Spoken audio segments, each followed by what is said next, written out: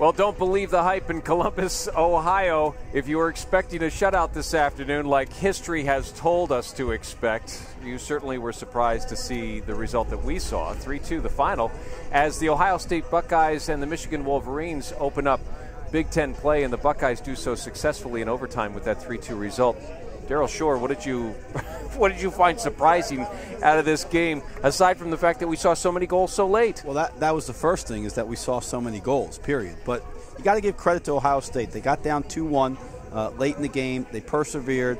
They were dangerous all day on the long throws and set pieces. They got a gift of a goal off the own goal to score to make it 2-2. And then again, they got another gift at the end with a bad back pass that Chris Henge made do with it. Right. Well, in the beginning, it was some creative work. Austin McEnena doing a great job of getting behind defenders. And again, a great finish just to find the goalkeeper coming out, just to stick your right foot out and just knock it into the side of the post. It's just an absolutely great composure by Austin McEnena.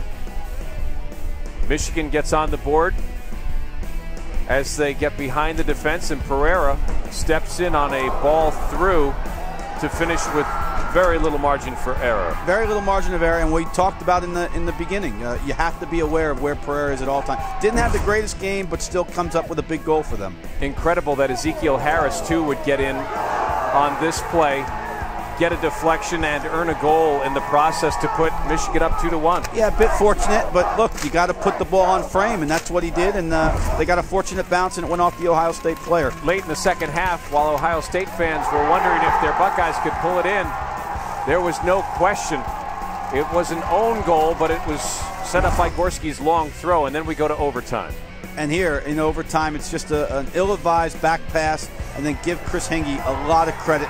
Takes advantage of it, hits it first time, again, not with a lot of power, just slots it into the far post for the 3-2 win. The celebration in Columbus and the stats as the Buckeyes enjoy a relief in their break from play this afternoon and enjoy the victory. Any surprises on the board for you, Coach? Well, usually the team that shoots the more on the goal is going to win games, and give Ohio State credit. They had 9 shots on goal to Michigan's 5, and they end up with the 3-2 win.